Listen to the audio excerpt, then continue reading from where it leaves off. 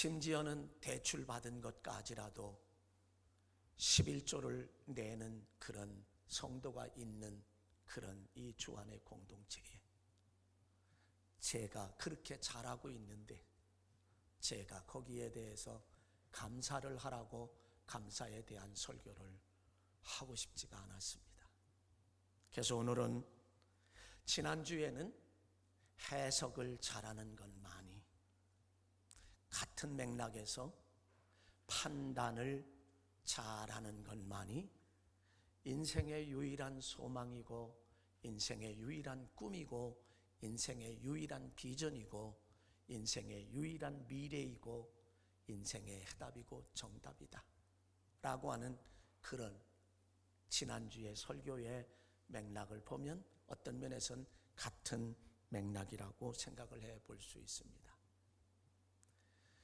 해석이라고 하는 말 가운데도 사전적인 의미를 보면 판단이란 말이 들어가 있고, 꿈보다 해몽이 더 좋다라고 하는 말에도 판단이라고 하는 좋게, 좋은 쪽으로 판단하고 좋은 쪽으로 생각하고 좋은 쪽으로 판단하고 해석한다, 판단한다라고 하는 말이 들어 있습니다. 그래서 오늘은 인생은 곧 판단인데 판단을 잘하는 것만이 우리에게 좋은 복된 삶이 주어진다라고 하는 그런 의미예요. 인생에 있어서 판단을 잘하느냐 판단을 잘못하느냐에 따라서 사람이 축복을 받을 수도 있고 행복할 수도 있고 불행할 수도 있고 천국에 갈 수도 있고 그렇지 않을 수도 있다라고 하는 이 사실을 우리는 인정하지 않을 수 없습니다. 저는 지난주 토요일 날 서울에 가보지 않은 길을 내비게이션을 의지해서 결혼식에 참여하기 위하여 약 한 45분 정도를 더 해서 그리고 내비에 의지해서 길을 갑니다. 집사람과 함께 가면서 대화를 나누다가 어느 순간 우리 집사람이 여보 왼쪽으로 가야 되는 거 아니야? 지금 길이 두 길이 나 있는데 둘로 쫙 갈라지는데 왼쪽으로 가야 되는 거 아니야? 그래서 오른쪽으로 가다가 순간 멈추어서 이제 기다렸다가 왼쪽을 들어서는 순간 판단을 잘못했다라고 하는 생각이, 왜냐하면 도착 시간이 30분 내지 40분이 늘어나는 겁니다. 이게 순간의 판단을 잘못했구나. 그냥 그 오른쪽으로 가야 하는데 대화하다가 그 내비게이션에 그 모습을 못 보고 왼쪽으로 트는 순간 30분 내지 40분의 도착 시간이 늘어나는 겁니다. 순간이었습니다. 그거는 아주 몇 초도 안 되는 순간이었고, 그거는 어떤 면에서 보면 찰나와 같은 시간. 한 번의 판단이 잘못된 판단이 그렇게 시내를 관통해서 가다 보니까 예식에 조금 늦게 도착을 할 수밖에 없었다. 그러면서 생각하기를, 인생에 있어서 판단이라고 하는 것이 이렇게 귀하고 소중한 것이구나. 빨리 갈 수 있는 길도 30-40분씩 늦어지며 목적지에 도착이 늦어진다라고 하는 이런 생각을 해본 적이 있습니다. 인생은 곧 판단이기 때문에 우리에게 주어진 환경, 우리에게 주어진 조건, 우리에게 주어진 상황, 우리에게 주어진 여건 속에서도 판단을 잘한 사람은 축복을 받게 되고 판단을 잘못한 사람은 불행하게 된다 라고 하는 이 사실은 저뿐만이 아니라 모두가 다 삶 속에서 한두 번은 겪어봤을 만한, 그리고 지금의 삶에도 계속해서 그것은 이어지고 있다라고 하는 이 사실을 우리는 기억을 합니다. 저는 그래서 방송실에서 올리지 않았으면 좋겠어요. 그래서 저는 인생은 곧 판단인데 자기 자신의 판단, 또 뿐만 아니라 마귀의 판단, 또 하나님의 판단은 어떨 것인가? 그 판단을 살펴보면서 함께 은혜를 나누려고 합니다. 첫째로는 한번 따라합시다. 인생은 곧 자기 자신의 판단입니다. 다시 한번 합시다. 인생은 곧 자기 자신의 판단입니다. 여러분, 인생은 곧 자기 자신의 판단대로 흘러갈 때가 많아요. 성경적으로 보면. 오늘 본문의 말씀을 보면 가나안 여인의 판단입니다. 자기 자신의 판단이에요. 다른 복음서에 가보면 수로보니게 여인이라고 나와 있어요. 그 여인의 판단대로 되었다라고. 이 여인의 판단은 어떤 판단이죠? 예수님께 가기만 하면 흉악히 귀신 들린 내 딸이 치유받을 수 있다라고 하는 절대적인 신뢰 속에서의 판단. 예수님께 가자. 절대로 어떤 경우라도 흔들리지 아니하는, 마치 주는 그리스도시요 살아계신 하나님의 아들입니다 라고 고백했던 베드로, 그 고백 위에, 반석 위에 집을 세운 것처럼 어떤 상황, 어떤 형편 가운데서라도 그 예수님에 대한 절대적인 신뢰의 믿음이 전혀 흔들리지 않고, 오직 예수님을 절대적으로 신뢰하는 그 믿음이 흔들리지 않고, 자기의 판단이 예수님은 절대적인 분이고, 예수님은 능력이 계신 분이고, 예수님은 예수님께 나아가기만 하면 치료받을 수 있다라고 하는 그 믿음의 판단이 그대로 되었다라고 하는 그 사실을 오늘 본문에서 알려주고 있습니다. 예수님께서 두루와 시돈 지방에 가셨을 때에 가나안 여자가 예수님 앞에 소리 지릅니다. 다윗의 자손이여, 내 딸이 흉악히 귀신 들렸으니 나를 불쌍히 여겨달라고. 여러분, 예수님의 행적 가운데 사복음서에 가보면 예수님이 불쌍히 여기는 사람들마다, 예수님께서 긍휼히 여기는 사람들마다 치료받았고, 가정의 문제가 해결됐고, 인생의 문제가 해결되고, 고침받는 역사들이 얼마나 많은지. 그러기에 우리는 하나님을 향하여 기도할 때 두 손 높이 들고, 주여 나를 불쌍히 여겨 주옵소서. 그렇게 우리는 기도하는 거예요. 불쌍히 여겨달라고 기도하는 거예요. 이렇게 다윗의 자손이여, 내 딸이 흉악히 귀신 들렸나이다 라고 그렇게 말하며 불쌍히 여겨달라고 할 때 예수님은 침묵하십니다. 아무 대답도 하지 않습니다. 그 의미가 뭘까요? 어떤 의미에서 보면 그 의미는, 내가 누군가를 불렀는데 못 들은 척한다라고 하면, 누가 내가 말을 하는데 못 들은 척한다면 무시한다고 우리는 막 분노하고 난리치고, 그렇잖아요. 이거는 침묵한다라고 하는 이야기는 어떤 면에서 보면 무시하는 거예요. 무시하는 그 와중에도 이 가나안 여인은 그 예수님에 대한 절대적인 믿음의 신뢰가 흔들리지 않습니다. 그럴 때에 예수님의 제자들이 예수님께 요청을 합니다. 예수님, 저 여자가 뒤에서 소리 지르니 시끄러워요, 방해돼요, 좀 보내소서. 그렇게 제자들이 요청을 할 때 예수님은 그때서야 입을 여시며 말씀합니다. 나는 이스라엘의 잃어버린 양 외에는 보내심을 받지 않았다. 저 이방 여인을 위해서 내가 보내심을 받은 게 아니야. 내가 선택한 하나님의 백성을 위해서 나는 보내심을 받은 사람이야. 나와 아무런 상관이 없다고 그 이야기를 또 합니다. 그때에 이 가나안 여인은 예수님 앞에 엎드려 절했다고. 엎드려 절하면서 주여 도와주소서.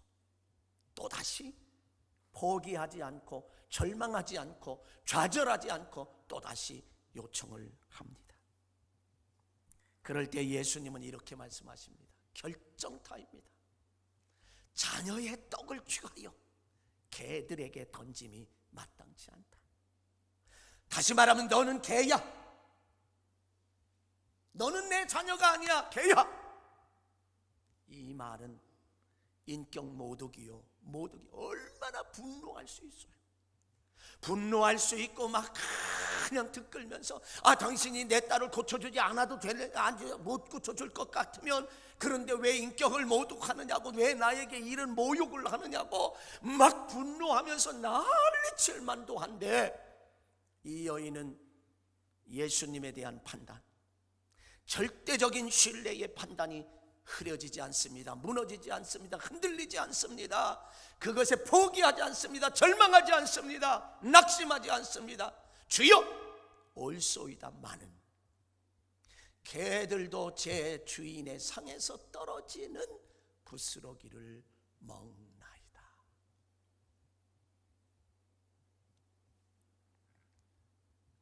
예수님 좋아요. 개들도 부스러기를 먹고 사는데 나에게 그 부스러기라도 주세요.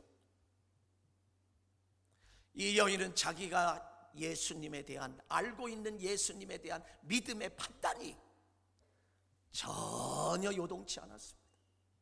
예수님은 그것을 아마도 확인하시기 위한 것 같아요. 그 확인하신 후에 그 소리를 개 주여 올소이다마는 개들도 제 주인의 상에서 떨어지는 부스러기를 먹나이다 라고 하는 그 외침을 들은 예수님께서 그 여인에게 이렇게 말합니다. 여자여, 내 믿음이 크도다. 내 소원대로 되리라 하시니 그때로부터 그의 딸이 나으니라. 아멘.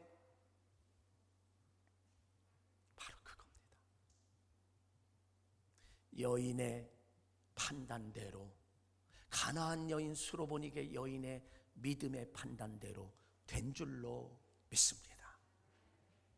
저와 여러분이 이 세상에 살면서 험악한 세상을 살아가는 저와 여러분들이 믿음으로 판단한 그 판단대로 되는 줄로 믿으시길 바랍니다. 그러기 위해서는 우리는 어떤 기도가, 얼마나 많은 기도가 필요하며 얼마나 절실한, 그러한 절박한, 확고한 신뢰하는 믿음이 우리에게 얼마나 필요한가를 우리는 기억하지 않으면 안 될 것입니다. 제가 늘 말씀드리는 것 가운데 하나가 민수기 13장 14장의 얘기예요. 모세가 이스라엘 백성들을 젖과 꿀이 흐르는 하나님의 약속의 땅 가나안으로 인도할 때에 가데스 바네아에 모여서 12지파의 대표들을 뽑아서 12명을 젖과 꿀이는 하나님의 약속의 땅을 정탐하게 합니다.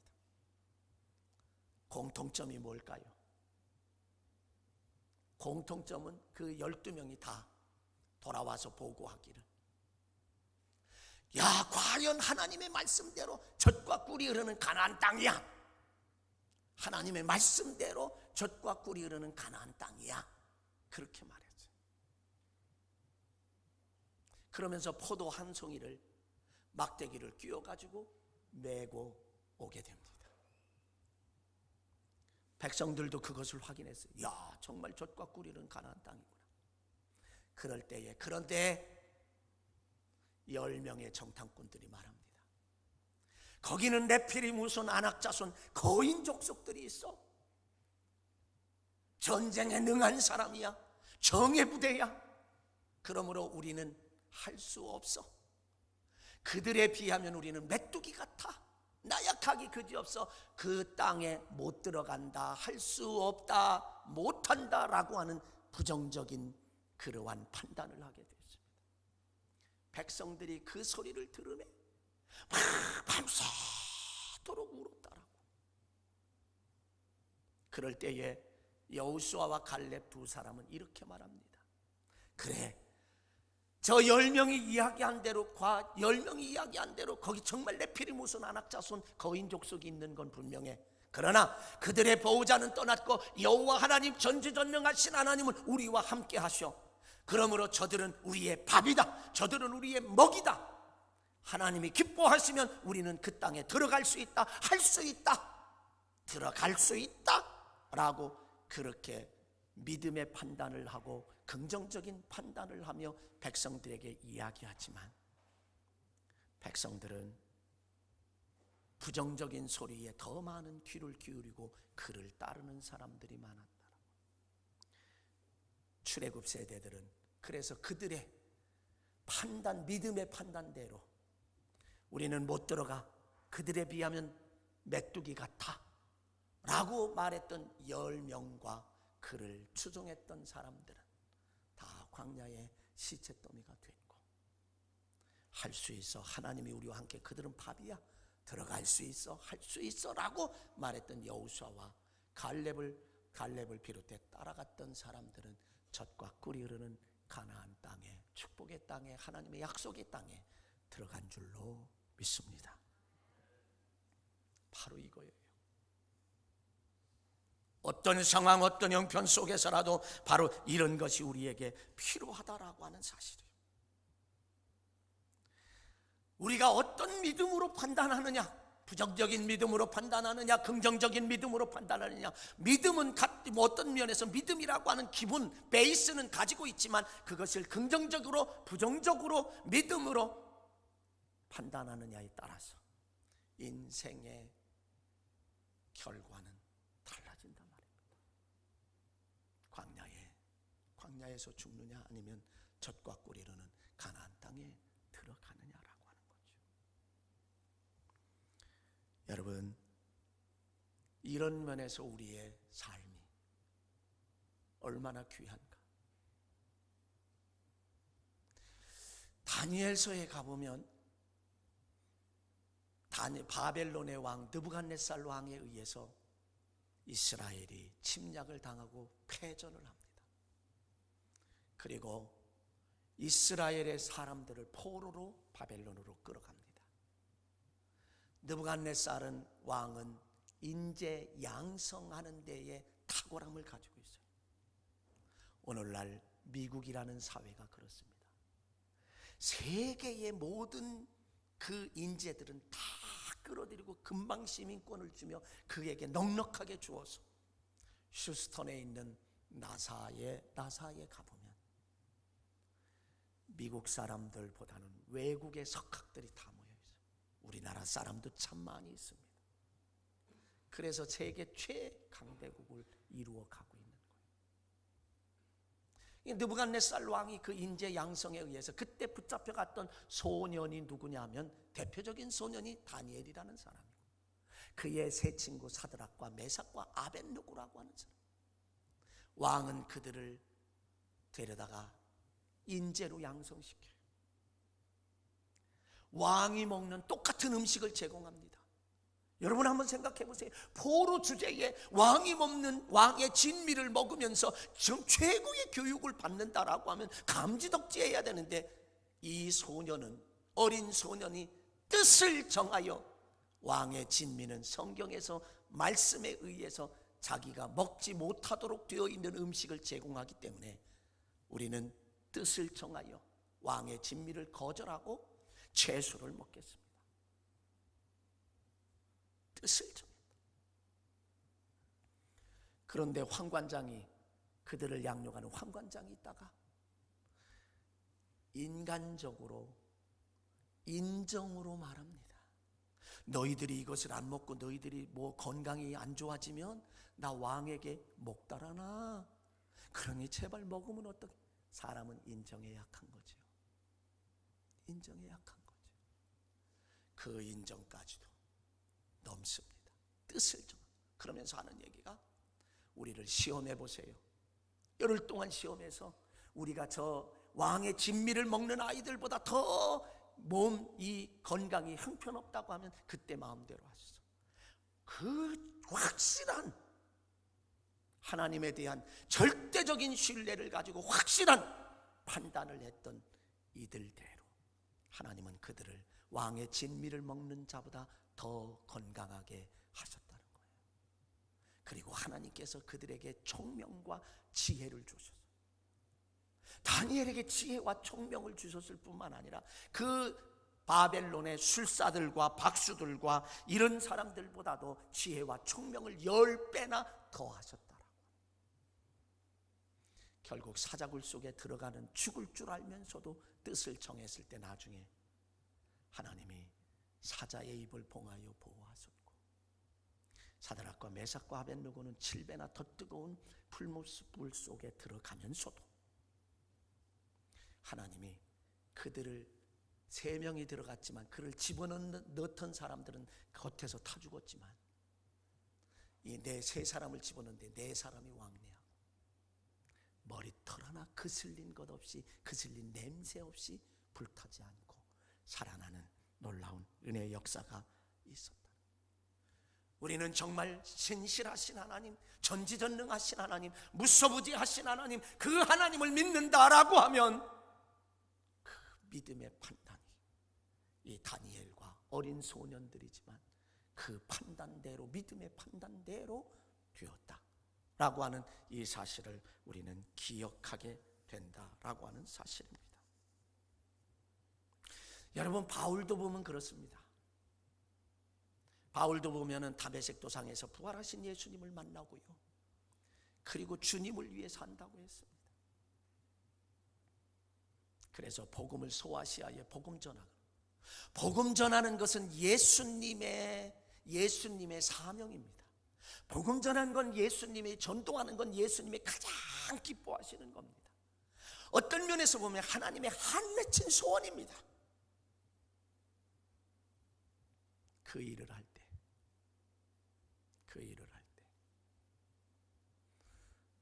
예수의 영이 막았다고 했습니다. 때로는 하나님의 일임에도 성경에 보면 막을 때가 있습니다. 왜냐하면 먼저 해야 할 일이 있기 때문에, 나중에 해야 할 일과 먼저 할 일이 따로 있기 때문에 막는단 말이죠. 그래서 그 다음에 환상 중에 저 마게도냐 사람들이 환상 중에 건너와서 우리를 도우라고 하는 그 소리를 들은 다음에, 아, 하나님의 뜻이구나 라고 그렇게 이야기를, 그걸 받아들이면서 나아가서 배를 타고 그리스의 네아폴리에 도착해서 데살로니가 첫 성인 빌립보 성에서 자주장사 루디아를 만나고 복음을 전하는데, 그러면 하나님이 함께 하시고 하나님이 역사하셔서, 놀랍게 역사하셔서 거기에 복음화되면서 막 일해야 되지 않습니까? 그런데 귀신 들린 소녀의 귀신을 쫓아내줌으로 오히려 감옥살이를 하게 되는 그런 어려움이 왔습니다. 오히려 어려움이 왔어요. 여러분, 신앙생활 잘하며 정말 성시에 주일 성수도 잘하고 11조도 잘하고 헌신생활도 잘하고 찬양도 잘하고 기도도 잘하고 우리가 때로는 그렇게 살지만, 그럼에도 불구하고 그러면 모두가 다 만사형통하고 잘 돼야 한다라고 우리는 그렇게 생각하지만, 그러나 사도 바울처럼 주의 뜻 가운데 살면서도 그렇지 않을 수도 있지만 여전히 하나님은 그 가운데 함께 하시고 계시다라고 하는 이 사실을 우리는 묵과해서는 안 된다라고 하는 사실입니다. 또 하나는, 인생은요 마귀의 판단대로 돼요. 예수님께서 마태복음 4장에 가보면 예수님께서 성령에 이끌리어 광야로 가 40일 동안 금식하신 후에 줄이신지라. 그때 시험하는 자가 예수님을 찾아와서, 내가 만일 하나님의 아들이거든 이 돌을 명하여 떡덩이가 되게 하라. 하나님의 아들이 확실하지요. 그럼 예수님은, 그래 이거 못해? 할 수 있어? 하고 할 수도 있을 텐데 예수님은 그러지 않았어요. 성경에 보면은 출애굽기 17장에 가보면 모세에게 너 반석 쳐서 샘물 나게 해라. 그래서 반석을 쳐서 목마른 그들에게 먹였어요. 그러나 민수기 21장에 가보면 무리바에 가서 반석을 명하여 물을 내라 그랬는데, 그 백성들이 막 목마르다고 원망하고 불평하니까 지팡이를 잡고 모세가 백성들 앞에서 외칩니다. 내가 이 반석을 쳐서 물을 낼 수 있는 줄 모르겠느냐? 왜? 하나님을 믿고 있지 하지만. 근데 하나님 뭐라 그랬어요? 명하여라고. 근데 화가 나니까 백성들이 그냥 그 늘 하나님의 살아계신 역사, 불기둥 구름기둥으로 인도하시고 만나를 주시고 메추라기로 고기 먹고 싶다 할 때 메추라기를 주시고 항상 그렇게 인도하시는, 반석을 쳐서 샘물 나게도 하시는 이런 걸 경험하면서도 불신앙적인 삶을 계속 원망하고 불평하니까 그 화가 나가지고 반석을 그냥 딱딱 2번 쳐서 물 나게 하셔 백성을 먹였지만, 그 사건으로 인해서 하나님은 명하여라고 말했잖아요. 그래서 그는 느보산에서 젖과 꿀이 흐르는 요단강 건너편에 바로 보이는 그곳에서 바라보며 그 땅에, 하나님의 약속의 땅에 밟지 못했어요. 예수님이 그렇게 능히 할 만도 한데, 사람이 떡으로만 살 것이 아니라 하나님의 입으로 나오는 모든 말씀으로 살 것이다 그러면서 시험을 물리칩니다. 마귀는 포기하지 않지요. 예수님을 거룩한 성으로 데려다가 성전 꼭대기에 세우고, 내가 만일 하나님의 아들이거든 뛰어내려라, 내가 정말 하나님의 아들이라고 하면 하나님께서 사자들을 명하여 너를 손으로 받들어 발이 돌에 부딪히지 않게 할 것이다. 그때 예수님은 주 너의 하나님을 시험하지 말라라고 하는 이 말씀으로 그것을 또 물리치게 됩니다. 세 번째, 마귀는 예수님을 높은 산으로 가서 천하만국과 영광을 보여주면서 내게 엎드려 경배하면 내가 내게 이거 모든 것 다 주리라. 그럴 때에 예수님께서는 사탄아 물러가라, 주 너희 하나님께 경배하고 다만 그를 섬기라 하였느니라. 이때에 마귀는 떠나가고 시험하는 자는 떠나가고 천사가 나와서 수종을 들었다. 마귀가 떠났다라고 하는 것은 아무리 건드려도 안 되네, 마귀의 인정을 받은 거예요. 마귀가 인정한 거예요. 저 아무리 건드려도 하나님의 자녀이고 하나님의 아들이네. 그리고 마귀가 포기하는 게 마귀의 판단대로 넌 하나님의 자녀다, 이런 거예요. 욥기서에 보면 욥에게 하루아침에 전 재산을 잃어버렸습니다. 하루아침에 10남매를 잃어버렸습니다. 그때에 주신 자도 여호와시요 거독하시는 자도 하나님이시니 어리석게 하나님을 향하여 원망하지 아니하고 욥이 오히려 하나님께 찬양하더라. 그러니까 더 이상 시험이 되지 않았어요. 그것은 마귀가 인정한 거예요. 야, 하나님의 자녀다, 하나님의 아들이구나. 그리고 떠나가고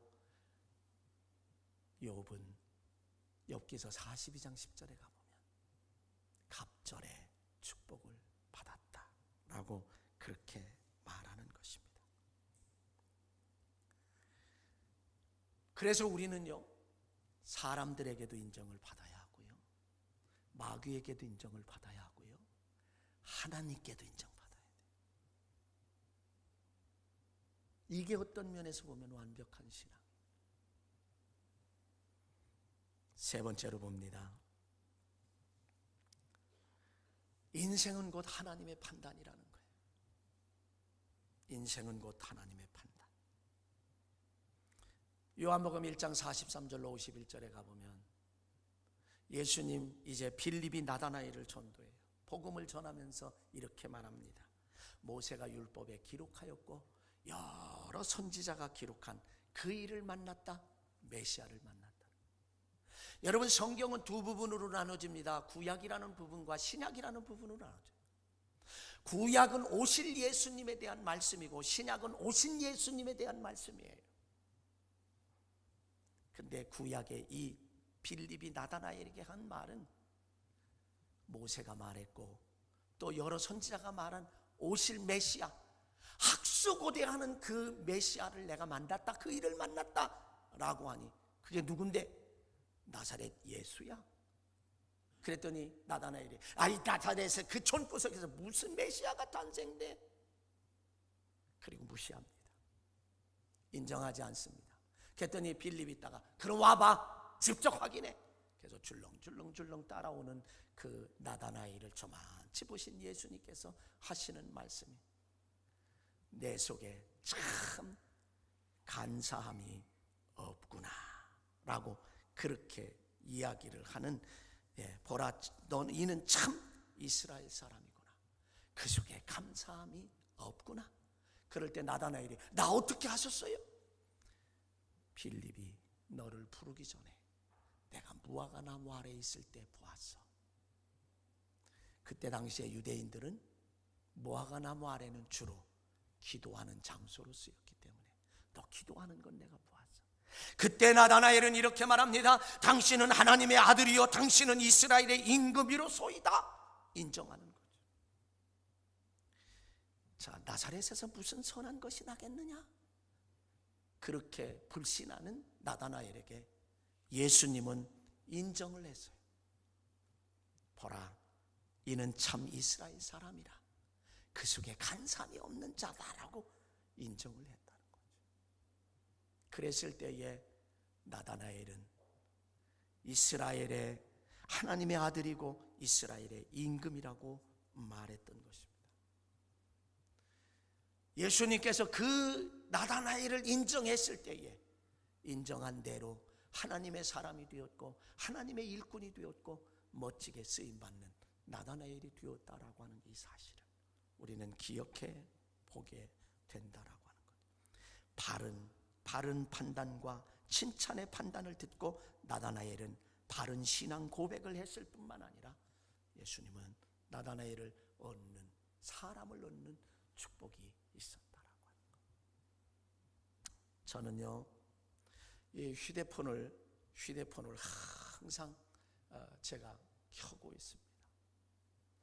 사실 설교를 좀 줄이려고 제가 계속 켜고 있는데, 휴대폰에서 저를 위해서 여러분들도 기도해 주지만 저를 위해서 기도하는 분들이 이제 좀 있어요.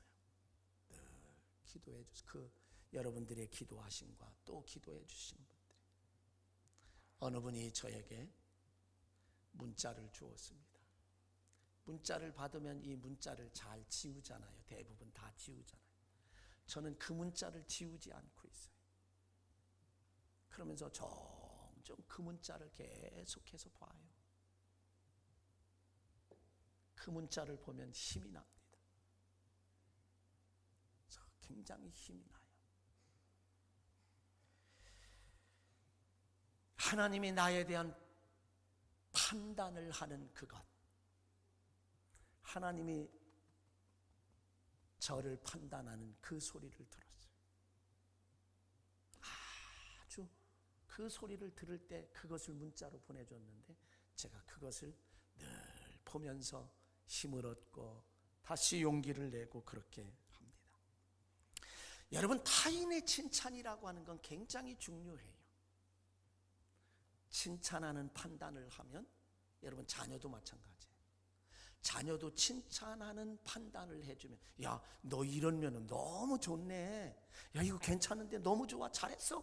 그렇게 하면 그 자녀는 그 칭찬을 계속 유지하려고 애를 써요. 제가 몇 주 전에 말씀드린 대로 중국의 알리바바 그룹의 총수 마윈이라고 하는 사람, 한 선생님이 그에게 영어 공부를 해야 한다고 앞으로는. 그랬을 때에 그 선생님이 좋아하는 것을 하고 싶어서 40분 걸리는 거리를 그저 매일매일 들려 외국 사람들과 주고받고 되지도 않는 것 대화해서, 그리고 오늘날에 그 알리바바라고 하는 그룹을 형성했습니다. 신화를 이루었던 거죠. 여러분, 자녀에게서도요, 달란트를 찾아보세요. 달란트를 찾으세요. 그리고 그것에 대해서, 야, 너는 이게 대단해, 정말 칭찬하면 그거 칭찬의 판단을 유지하려고 하는 마음을 가지고 있다라고 하는 거죠. 이제 정리해 보겠습니다. 사랑하는 성도 여러분, 우리는 자기 자신의 믿음의 판단, 하나님을 절대적으로 신뢰하는 전혀 흔들리지 않는 믿음의 판단, 마귀의 판단, 하나님의 판단 살펴보았습니다. 인생에 역시 판단이 가장 중요하다. 인생 역시 판단이 중요하다. 자기 자신의 판단도 중요하고, 마귀가 나를 향한 판단도 중요하고, 하나님이 나를 향한 판단도 중요하다. 인생은 곧 판단에 의해서 좌우된다라고. 내가 판단하든 타인이 판단하든 마귀가 판단하든 하나님이 판단하든 그 판단이 인생을 좌지우지한다. 인생은 판단에 따라서 행복하기도 하고 불행하기도 하고 성공하기도 하고 실패하기도 하고 천국에 가기도 하고 지옥에 가기도 한다라고 하는, 이것을 결정한다라고 하는 것. 인생의 결정, 모든 것이 결정된다고 해도, 판단에 의해서 인생의 모든 것이 결정된다 해도 틀린 말은 아니다라고 생각을 해볼 때에, 그럼 이 판단이 그냥 판단이 되는가? 아니에요. 정말 하나님의 인도하심을 받고 하나님 앞에 기도하는 가운데 성령님의 인도를 따를 때에 바른 판단, 옳은 판단, 정확한 판단, 그럴 때에는 어떤 경우라도 반석 위에 내 고백 위에, 반석 위에 내 교회를 세우리니 음부의 권세가 해치 못할 것이다 라고 하는 그런 우리의 음성을 들으며 결국은 승리의 길을 가게 된다라고 하는 것. 한순간의 판단이 인생을 좌지우지한다라고 하는 이 사실을 기억하며 늘 하나님과 교통하면서 인생은 곧 판단이구나, 하나님 믿음의 판단, 긍정적인 판단, 미래의 판단, 소망의 판단을 하게 하옵소서. 그러면서 복된 삶을 살아가는 우리 주 안의 가족 모두가 되시길 주의 이름으로 간절히 축원합니다. 축원합니다. 축원합니다. 사랑하신 아버지 은혜 감사합니다. 오늘도 함께 하셔서 감사드리며 우리가 거룩한 산제사로 영광 돌리게 하심도 감사합니다. 이 시간에 우리가 인생은 곧 판단이다라고 하는 사실을 생각하며 말씀을 나누었습니다. 우리에게 믿음의 판단을 하게 도와 주옵소서. 그러므로 성공적인 승리적인 축복의 삶을, 행복한 삶을 살아가는 모든 우리 주 안의 가족이 다 되게 도와 주시옵소서. 우리 주 예수 그리스도의 이름으로 감사하며 축복하며 기도하옵나이다. 아멘.